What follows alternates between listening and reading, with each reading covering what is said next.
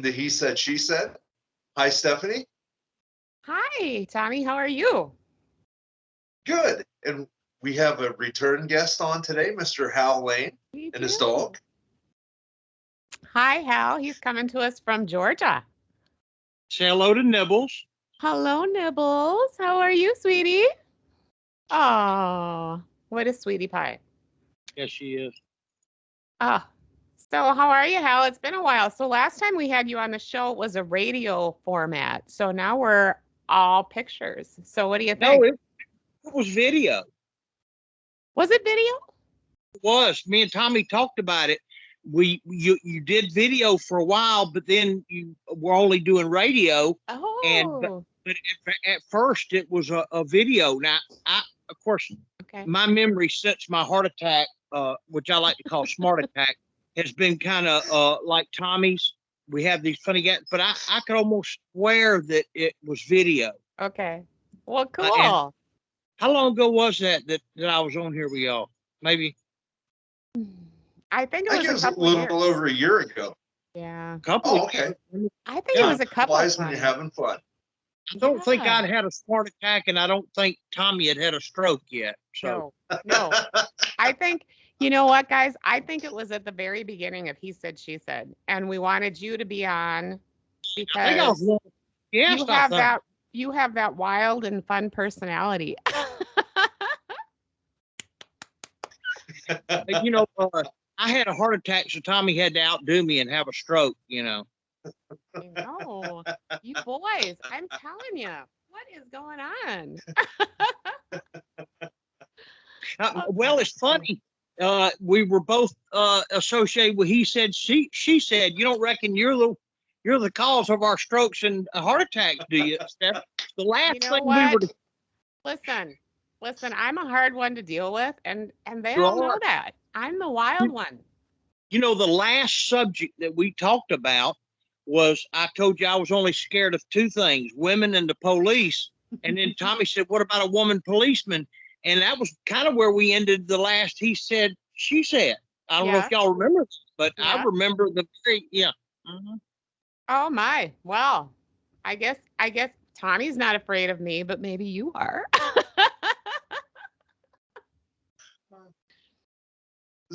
So what have you been doing down there, Hal? I mean, have you been investigating? Have you been talking to firsthand encounters, or what's been going on with you down there? You know, I have, but what happened was my main area got logged. I mean, thousands of acres, and I had a pretty good thing going on. I don't know if that's the right term to use, but there was a Squatch living in that area, maybe a family, but I never picked up on that part. It seemed like it was just a single to me. But I had actually done stuff like built my own tree structure and had him answer me back, have him add pieces to it and stuff. And the area that I was in, I know I was the only one because there's only one way in, one way out. I can see if any tire tracks have been down in that area. I mean, I really know it well. And that's where I got the Scanicum triangle, the big triangle where he broke 3 big trees and made a triangle out of them. But I learned a lot of stuff about it. I'll tell you about it. It's pretty wild. But in this area, I had found, not too far from there, I found that Murder Creek Scanicum star that I put up. Mm-hmm. Yep. But so anyway, I got zapped down there. I had no idea. It was the first time I've ever been zapped. And what happened was I was going to spend the night, and I told my wife I was and all, and I had a dog with me. And all of a sudden I got this just feeling of dread when I pulled in there where I was going to spend the night. And I'm sure he zapped me because I know he was in there. I mean, I smelled something real weird, and things were going. The dog was acting funny. And so I got this feeling of dread. It was horrible. And I had a 1911 and a 30-06 with me, you know, and all of a sudden I got this feeling of dread, and I packed up and got the hell out of there. And I mean, nothing spooks me, you know. And I got home. what are you doing home? I had to run my boyfriend off, whatever. And, you know, I got home and she goes, I don't get it. What'd you leave for? I said, I don't know. I got spooked. She goes, what? She couldn't believe it. But anyway, I had done stuff like made structures. He had answered me back. As a matter of fact, he built this thing. You saw it I called it the jungle gym, where he squared off all these trees and made a whole wall where you had to go a certain way. I think he was routing game. Mm-hmm. But I have since had a major revelation on structures. A couple of theories I have on them is every time I hunted for deer near one of these structures, one of these major structures I found, I was almost run over by deer herds. And I'm thinking, I think they're marking game funnels with these structures so that they can recognize them when they come back through the area, because I think they migrate, kind of maybe even have home ranges like mountain lions, hundreds of miles, you know, using power lines and rivers as highways to follow, and maybe, you know, like have 2 or 3 states. So think about this. When a hunter goes back, what does he do? He takes a ribbon, you know, one of these orange ribbons, and marks his trail in, or he puts the little reflective stickers or whatever. I believe so. When they get back to that area a year later, you know, things change. The woods change. Tree deadfalls fall. Different things in the woods look different every year, and you have to recognize where you've been, where the good prime hunting areas are, because I believe they ambush a lot. You know, they get up behind stuff and they wait on deer to run by and use their speed to catch them. So you have to know exactly where to sit, just like a hunter.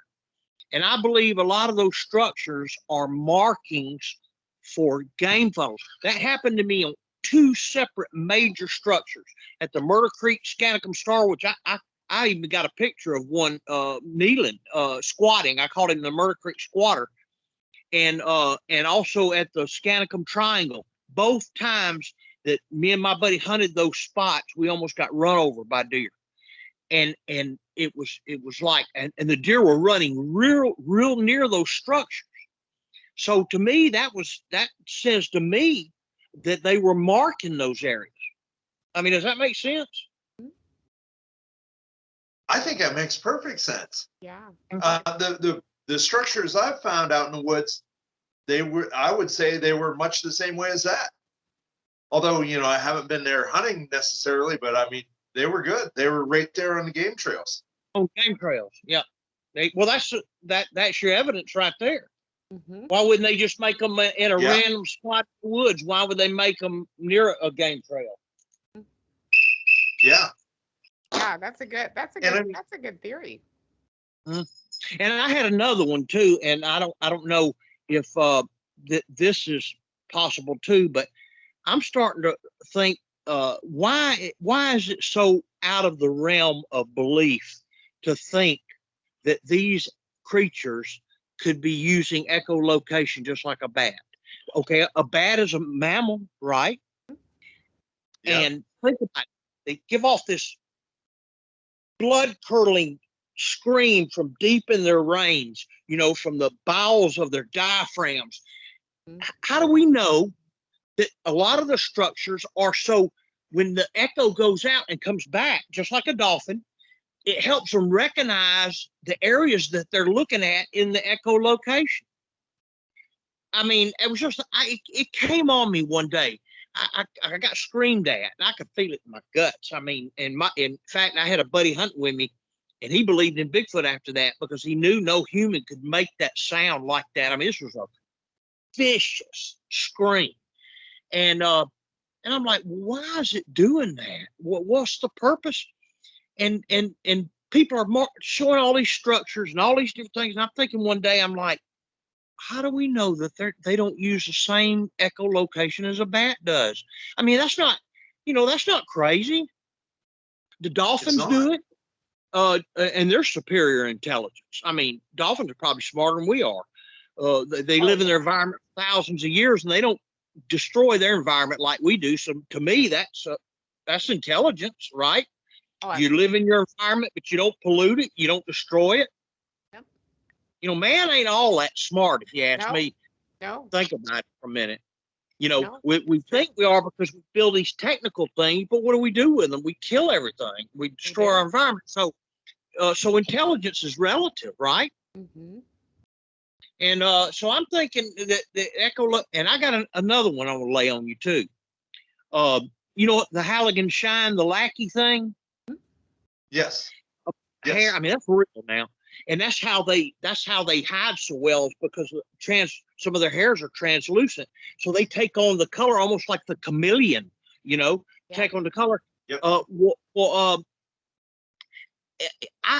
I'm not kidding you. I have been in the woods and seen strange glows on the trees and stuff on a completely moonless night. And I'm looking to see if somebody's parking somewhere and shining headlights, or if the moon came out and I didn't know it. It'd be like a solid overcast sky, and I see these weird glows in the trees. And I'm wondering now, William Henry has a theory about acidic blood because of the minerals they eat, and that they have a real high output of EMF.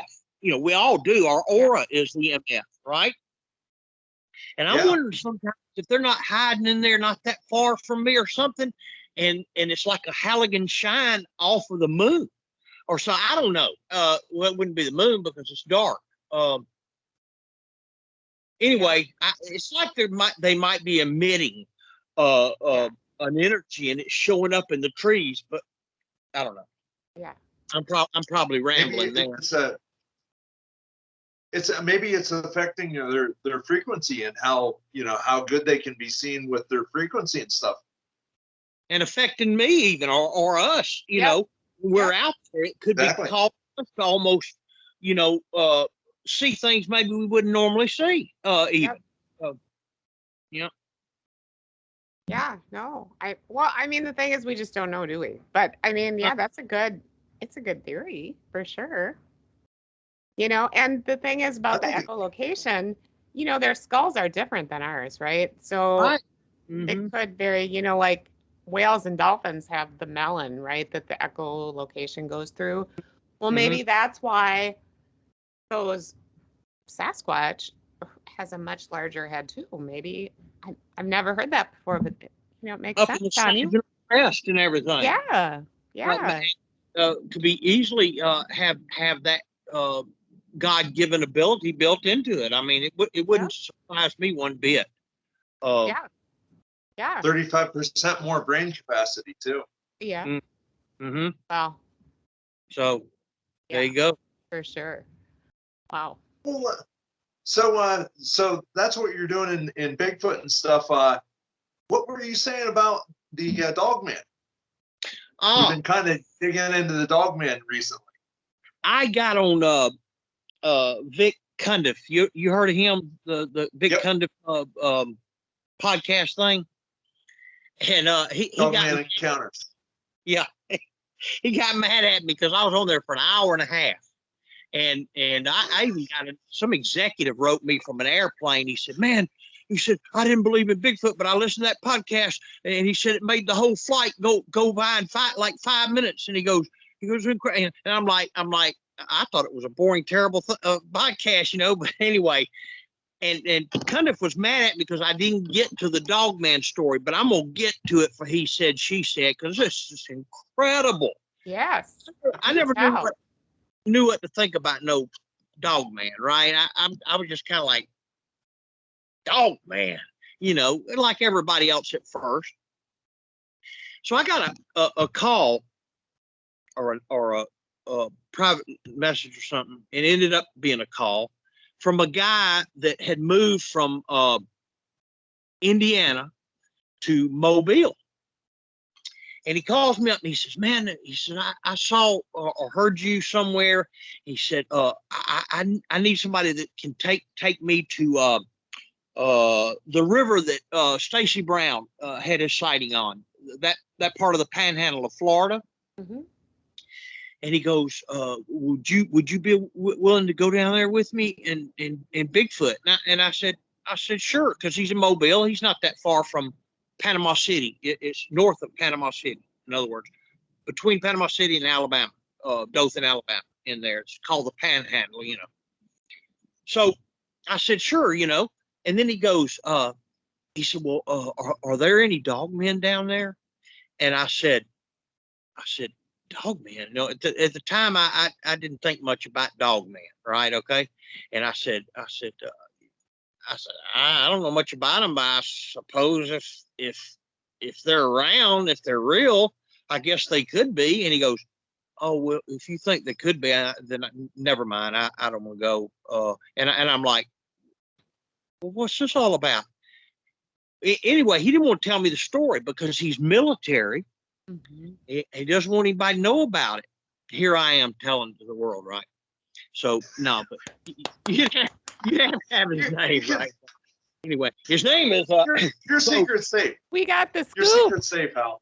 Right. So anyway, he's a big coyote hunter, and they have them M16 machine gun things with the super radar night vision scopes. I mean, like $5,000 or $6,000 gun setups. Right. I mean, super night vision scopes for shooting coyotes at night, because coyotes in Indiana are just doing the deer population in and stuff. They're real heavy populations up there in his part of Indiana. So they've been doing this for like 15 years, and they go out to the edge of huge fields, and they were so good that they can call them with their own mouths. They don't use calls or anything. They use their own mouths to call the coyotes, and they just blast them right and left, right? So they were in this huge field, about like a 200-acre field, and it had a little jaunt of an island like sticking out in it. And they were out in that tip of that island doing their calls. And they had yardage. They could measure yardage to the foot with those scopes. I mean, these military scopes that you can pick a tree on the other side of a field and you know it's 287 yards. So they're calling some coyotes that are answering them from, I think it was over 350 yards straight across the field. These are huge fields now.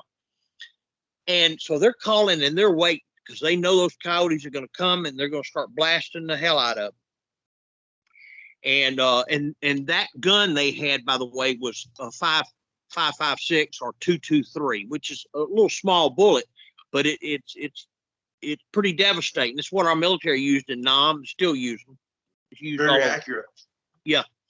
And so they kept hearing the coyotes answer back, and they kept calling. And then somehow he was scanning around, and on the field that went beside him to the right, I think it was 227 yards or something like that to the other tree line on this side, they noticed movement. So they looked over there, and he said this creature came out of the woods and was running up and down the edge of the tree line looking for them, because they could see it perfect in their night vision. And it was looking over there to where their calls were coming from. I guess it thought that they were coyotes. And I said, well, and he said, and we're sure it was a dog man. And I said, well, what makes you think that? Maybe it's just some big black bear. He said, no. He said this had a canine look. And I said, well, why didn't you shoot it? And he said, with a 223. And I said, yeah, what? I said, what do you think it weighed? He was estimating it weighed 800 pounds. Wow. And he described it, and the fear in his voice. I mean, like, this guy was not telling the story for nobody to know about it. He was just telling me because he had put some confidence in me because he wanted to go squatching. He was interested in squatching, but he didn't want to go where he thought he'd run into another one of those. And so it ran up and down several times, and they shut up, of course. And it kept looking. He said they were just racked with fear. And he said, then it went back in the woods. He said they packed up their stuff and hauled ass. Yep. And so after that, I kind of started giving the dog man thing a whole new life in my brain. Because I'm like, well, there's got to be something to it. If here's this very credible active military person, don't want nobody to know about it, telling me the story. And 800 pounds. So have you seen anything odd when you've been out in the woods that could be something big, but isn't really Sasquatch because the feet aren't big? You know what I mean? Because we run into weird stuff in the woods too, and we always wonder. Do you? Yeah. I've seen Squatch a couple of times, and I had a childhood sighting when I was 10, 1966. I guess I was 10. And it was before the Patterson Gimlin, so you can't. That Patterson PG was 67. I got a bone to pick with you about that too, Stephanie. The PG film was in 67. They proved it was real through gait. Dr. Meldrum, you probably never seen this, but they put laser points on the video and on a human being, an extreme athlete from Ohio State.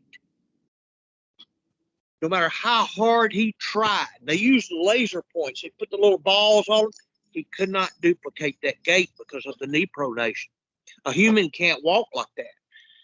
But anyway, what I was going to tell you there was in 66, what I saw when the PG film came out, it was identical to what I'd seen. It scared us to death. I was just a little kid with a buddy of mine, and the thing is shaking up, pulling on kudzu vines, and this kid sees it from a farmhouse, and he's screaming, and we're under the kudzu patch, because you can get under kudzu and stick your head up. It's like being in the ocean scuba diving. You stick it. I mean, it's like there's a whole micro world underneath kudzu. But it was identical. I mean, it was almost identical to what I later saw that film, and I'm like, because I didn't, for a long time, we thought in the South, we got a term called the booger man. Yeah. And our parents use that against us. You go out late and you stay out, the booger man's going to get you and all. Yeah. And that's where it was pretty sad, because I thought the booger man was real after that, and it kind of ruined my. I remember one time I was coming home from that same friend's house, and it got later than I thought, and I was in the woods after that, trying to cut through this lake. And man, I started panicking and running and almost killed myself trying to get out of there because of, it ruined me. It was PTSD from that site. Sure. So, but I guess I got off on a tangent there. But I have not seen. I've seen stuff I couldn't identify, but it was smaller things. But as far as that, no, I haven't. So I don't even. I've met somebody once that tried to tell me that those things were actually created in military labs. I don't know if they were right about it. Oh, I've never heard that before. That's a new one for me. They were claiming it was genetic splicing, and that I forget the reason that they started letting them go, letting them go out into the woods, putting them out there. There's some reason behind it. This person had a friend that had worked in one of those laboratories, but it almost makes sense if you think about it. If you think about the description. Oh, another thing that the guy had told me was that the thing it was running on all fours, but it had this odd, like real odd gait to it. Yep. Yeah, so here's what I find, you guys. So when we're out in the woods, a lot of times we'll find odd prints that don't make sense. They're not a Bigfoot print. They're too big to be a wolf, a coyote, or even a panther, right? They're just big, odd, and far apart, like a Bigfoot. What is that? I don't know. Some kind of big canine or something, right? But they're big. I mean, they're like this big. Okay, what dog do you know has a foot that big? You just don't. And Tommy and I interviewed a gal, Chris, on our show a few months ago who had seen one, and just down in Wisconsin. So you've heard about the Bray Road Beast, right? She's not far from there. And she saw something, and wow, she could describe it from head to toe, what the hair looked like, how the muscles were rippling underneath. It was Had a amazing. snout And it had and been everything. like 10 years ago, right? And she could just describe it to a T, you know? Uh-huh. And she described it with a snout and everything? I believe Uh-huh. so, That's right, what Tommy? Yeah. Yes. He Yes. said it was Yes. different from a bear snout. It was more Yep. like a canine. Yep. And in Minnesota here, I've talked to a lot of people up in northern Minnesota who have seen, like one guy said he was just driving on one of these remote roads, and all of a sudden he looked over and there was this creature running beside him on the road. It described exactly the same way you're describing, with the snout, you know, the hair and the dot. And he said he was scared to death and he only saw it the once, but I guess the once is enough, right? Did he say how big it was? It was big and it could run really fast, right? Because he said he was going like 40 or 50 miles an hour along this road, and I know what road it is. And when we're up in that area, we do kind of go out at night and look and see if we can find something like that. But I don't know. There's just so many sightings of these creatures all over the United States, right? So it's like, wow, You know, what are they? I wonder like how many people have seen Bigfoot and it was actually the Dogman. I mean, I Yes. think it was quite a few. Yeah, I'm sure it's probably the sightings are intermingled, Yep. commingled, Yeah. call it for sure. Yep. And I mean, like right here at Cryptovania headquarters, I mean, this is like Dogman Central down here. Yes. And it's amazing how many regular folk I've talked to that have seen the road crossings and that kind of stuff right on this road, you know? Yeah.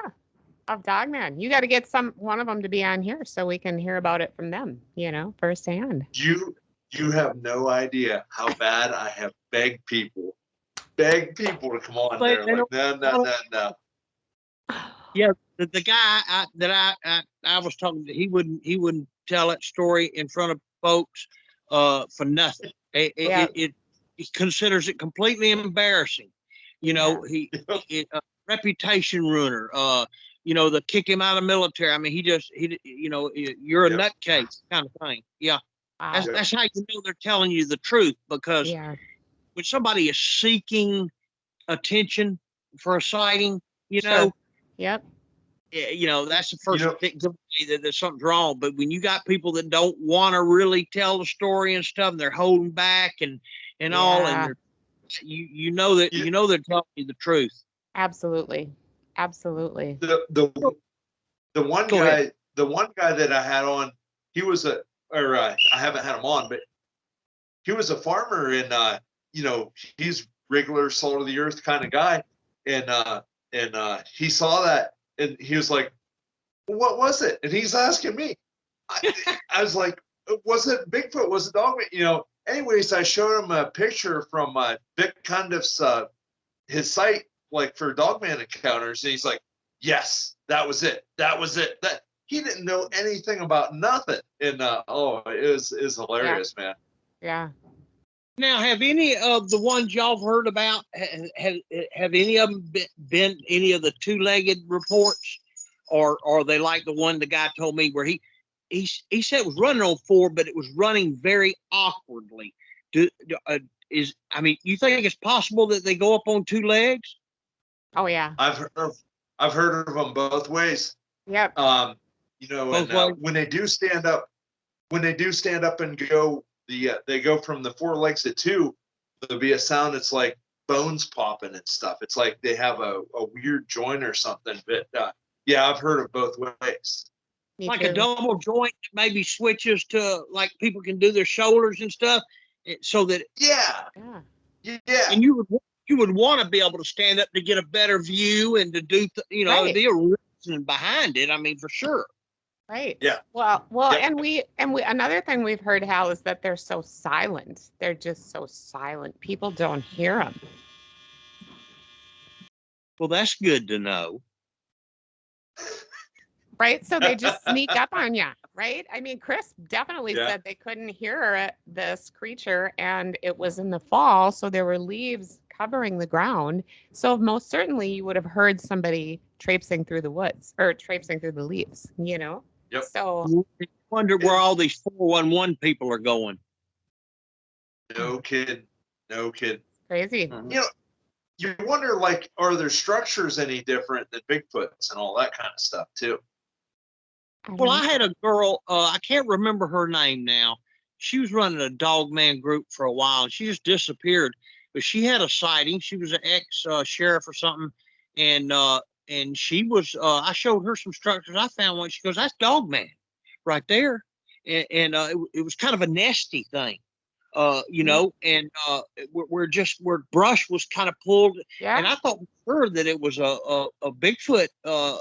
She claimed it was Dogman, so I don't know. Yep. And we ran Well, I into mean, those too. Yeah. Yes, yeah. and you remember, like, my thing, like when I found the coyote skull underneath the 3 Mhm. poles that were bound over and stuff, and that's what I think that was. Is that it was a dog man too, Mhm. Yeah. and I was I thought it was some kind of a zapped or whatever. I didn't get zapped, but like I was confused, and I thought I was gonna get lost and stuff like that too. So I mean, it was really a bizarre day. Mhm. Well, you're always confused, Tommy. But no, that was the one where you found the coyote skull. You got zapped there. Yes, yes, yes. It Well, wasn't necessarily zapped. It was just I was confused and like I didn't know what I was doing. I was like walking around in a circle. And I was like, "What are you doing?" And yeah, I pulled my compass out. Thank goodness, and I got out of there. Yeah. But I had just enough sense to pull my compass out. And I Yeah. don't go in the woods without that compass.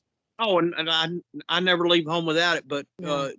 So you were disorientated from the Yes. whatever. Mhm. Yeah, But that that's sounds kind of great. a Yep. that's kind of a Squatch thing though, right? Too. That's what I 'Cause was they just kind of about do to the say. but Brown maybe dog. but maybe Certainly the Dogman do dog it too. don't There's zap people. People are really afraid of Dogman, though. I think people are afraid of Sasquatch too, but Oh Dogman yeah. just sets a fear. I mean, I had one of my girls actually left the group. She'd been listening to the Sasquatch Chronicles, and they keep talking about all these other cryptids in the woods. And she said, Steffi, it's just not Bigfoot. It's all these other cryptids. I said, hence our name, Northern Gals Cryptid Research, And she's like, Yeah. I just don't want to do this anymore. I got it. I'm leaving. And I'm like, oh, okay, that's too bad, but I get it. Yeah, yeah. Some people are I don't know. I head into the woods in the middle of 2 a.m. in the Mhm. dark, and I got Mhm. I just love it. To me, it just feels so good to be out there. Oh yeah. So It just rejuvenates you when you're out there. it does. You can I hear do too, yourself. but it's gonna get warmer first. As soon as it gets a little warmer, then I'll be in the woods. By the way, if you bring that up, I got something to tell you. But I love it when it's cold. Me I too. really. Good. Hey, can Good. we? I was going to ask y'all if we could bring up the. Y'all were talking about Salt Fork. Y'all been up Absolutely. there? Either one of you been up there? The floor is yours. Yes, I've been to Salt Yes. Fork. Well, the Paul Freeman film to me is so authentic. And that's not Salt Fork, but I'll get over there in a second. But the thing about the people that are the critics, the people that just bash people, the mean ones that bash everything. Well, one of the things about the Paul Freeman film was the Bigfoot's walking and he's looking down. Well, first of all, they said, why is he looking down at the ground instead of looking around? He's looking for acorns. He's probably looking for acorns, looking for mushrooms, whatever they eat. And so when he looked right at Paul Freeman and didn't freak out. You know what? I walked in a pine thicket where you can see 50 or 60 yards.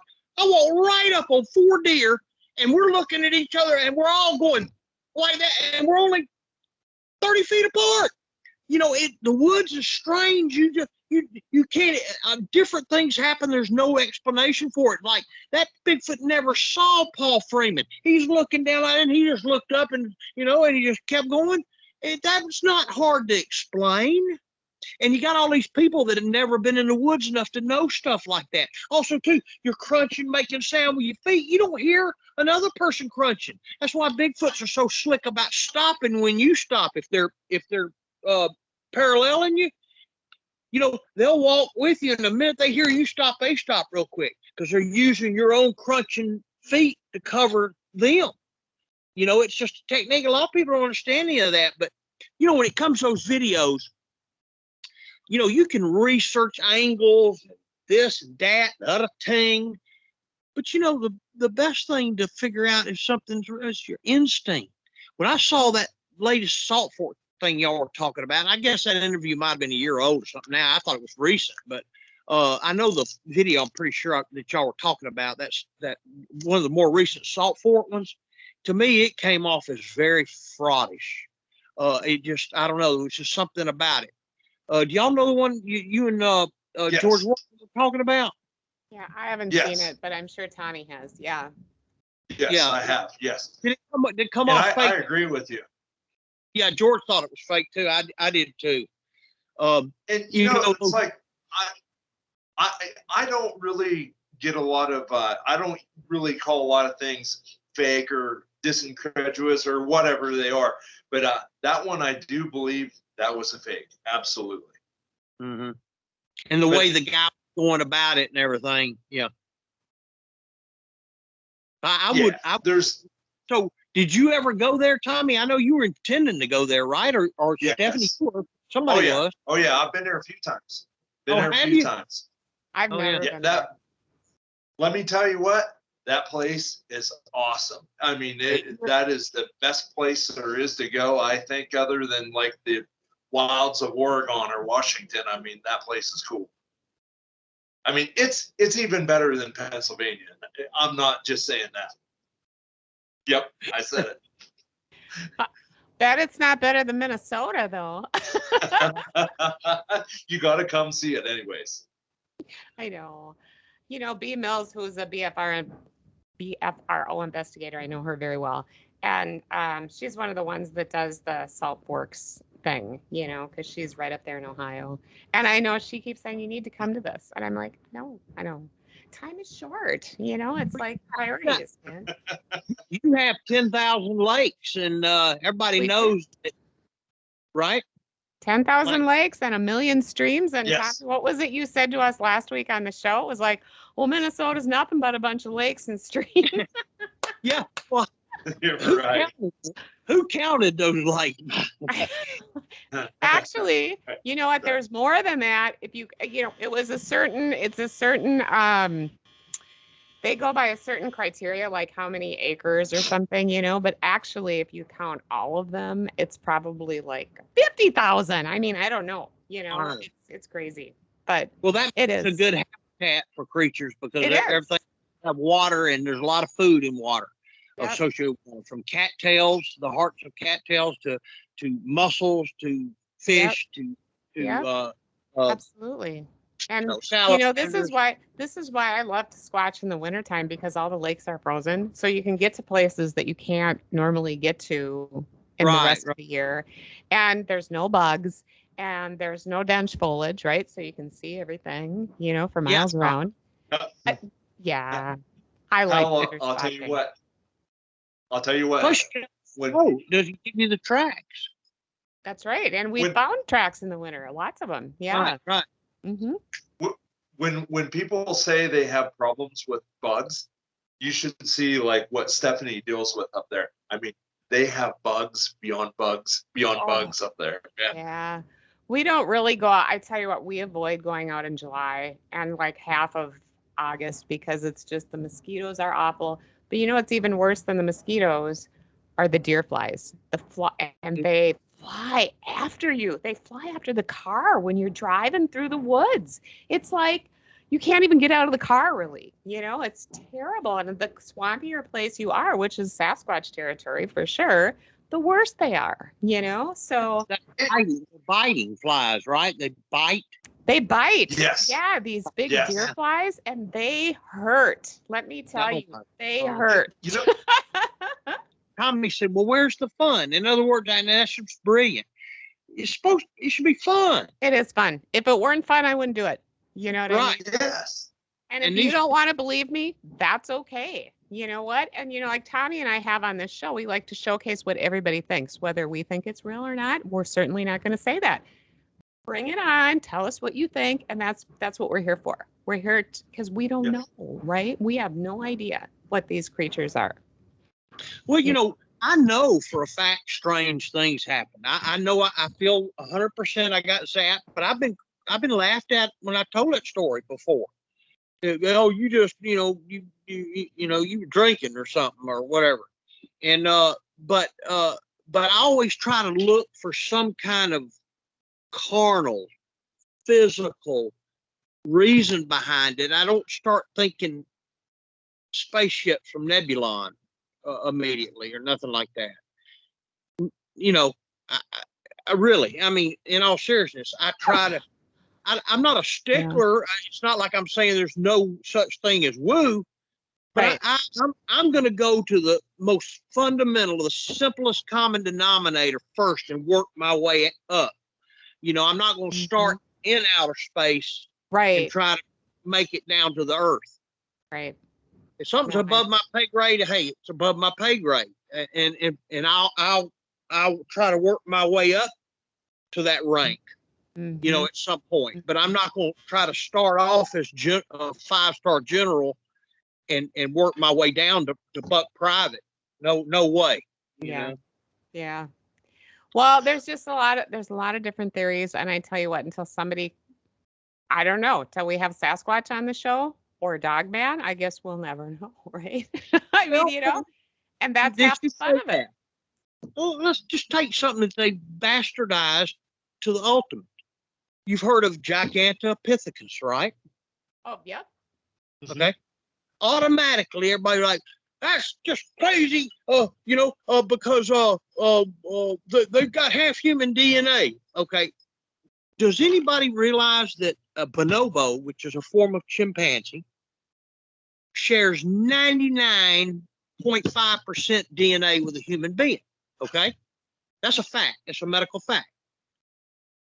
All right, so if you've only got half human DNA, that's like the same as a potato.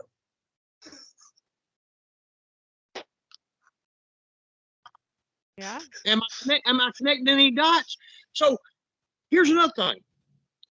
They talk about the Gigantopithecus. That's a primitive ape. They don't even know nothing about it. All they got was a friggin' tooth. Mm-hmm. And now they've gotten jaws and stuff, but they know this big creature existed, right? We don't know how smart it was. No. Neanderthal could have been hanging out. They could have been trading stuff. Have stick 'em. Have deer meat 'em. But yet everybody just wants to go nuts because you mentioned Giganta in the same sentence with a Sasquatch. Yeah. It's just mind-boggling to me when we have no idea how advanced. Right. And if Giganta was all over the Asian continent, who came across the land bridge 10,000 years ago at the end of the Pleistocene and the Ice Age and everything? Well, doesn't it make perfect sense that Giganta would have come across? Lack of critical thinking. That's what's missing in Bigfooting today. Yep. You can't box things up, especially if it's science. You can't put it in a box. Everyday science is blown right out of the water.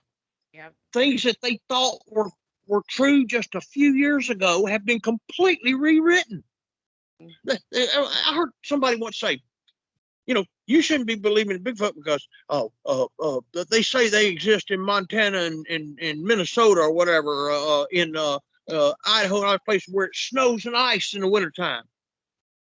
Have they never watched National Geographic and watched all these Japanese ikat monkeys or what, McAfee monkeys or whatever that go to the hot springs in the middle of the 0 temperatures and have them nice hot springs baths, and you got pictures of them running through the ice and snow. They live just fine. People living in those environments, but no, a Sasquatch could it must not exist because they can't live in there. They just I don't know. Yeah. It's No. I bizarre. know. Well, Yeah, it's a crazy. one it's a thing's crazy for thing. sure. One thing's for sure. History is a lie. History is a lie. Oh, Well, it's perspectives, right? I mean, all history books are told by somebody's perspective. So, that's right. you know, I so believe It's like civilization was more advanced in the past than we are now. I mhm. mean, they find what's glass that from atomic explosions out in the deserts in Iraq and places where there was an atomic bomb thousands and thousands of years ago. You know, you've heard yeah. there's a lot of stuff that's been. Yeah. They find cities under the water where that water, it's been over 12,000 years since that was dry land. Yep. And they got these advanced cities Yeah. under the Lost city water. of Atlantis, right? Yeah, for sure. So yeah, history's it's a joke. What they're teaching in school, it's a Yeah, joke. I agree. I agree for Well, sure. it's like Napoleon Bonaparte said, history is wrote by the winners. Well, Hal, you know what? This has been awesome as usual, fun and entertaining, and we love it, right? Yay! Never get that wrong here again. No, no, This no, no, no. this was an hour that went by fast. I know. This went by so fast. I know. It's been an hour. I know, right? Crazy. I know. I knew we're just gonna have to get you in here and just turn you loose. Just turn you loose. Yeah, I get carried away. Somebody said, "Man, he's animated." Yeah. But that's why you're fun, right? That's good. You're so entertaining. Yes. Yes, that's good. Oh, for Hey, I'm a sure. legend in my own mind. Oh my gosh. Well, Hal, listen, next God time, bless you. if you find something cool, you just call us, or if you want to be on the show again, let us know. You know, we always tell people to call us and let us know, and we'll book you in. Yeah, I had Yeah, and check out Bigfoot and All Things Crypto too. Yes, that's your group, so you have to Yes. join first, right? grown out of control. Yes. I think approaching 10,000. So, Oh my goodness, really? yeah, Wow, I haven't been in there for a while, I guess, but yeah, that's crazy. when Tommy first started, when I first met him, it was growing like, I mean, unbelievable. And I was working it hard too. But Mhm. you know, it's one of them kind of things where the pursuit is 90% of the fun. Yes. And Yes. once you really start accomplishing what it's kind of like you're looking for something else to build. Yep. You know, does that make sense? And I Yep. kind of let Shelley Lomas and some of them just kind of take over and all, and it just Mhm. basically running itself. And Yeah. but my main Yeah. goal now is to promote Cryptovania, and before we go, Val Savala, his group, the Michigan group, you know, he's a ex law enforcement. He's a data cruncher, and he has, to me, that's a brilliant way to go about it. He's looking at the numbers, like how many people said this about Bigfoot, how many sightings were there in this given area, how many, you know, and I think it's wonderful. And he, you know, I've tried to help him since the beginning, and he's grown. That group's growing like weeds. So those Yeah. are our two Yeah. sister groups. You know, we feel like, and so that's my goal now. And but God bless y'all. And Yeah, you too. and Stephanie, stay out of the deep snow. You you see the little meme I sent you of you heading out to go bigfooting? The snow is up to the waist. I did. And last year, listen, last year I went through the ice up here. I don't know if you saw that, but we were out squatching and I went right through the ice. Just one leg. So it's kind of like one leg was in and one leg was out. And I'm like, and it was so cold. It was really funny because it was just Katie and I. And I'm like, I think I can handle it. We can be out here. We just say we haven't done what we need to do.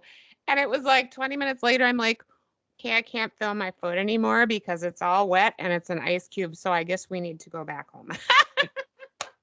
Well, just know this: I'm always watching. I know, right? I know, but it's funny. But yeah, I'm the one. I'm the one that gets stuck in the mud and in the water and in the snow, and it doesn't matter. It's me. You know.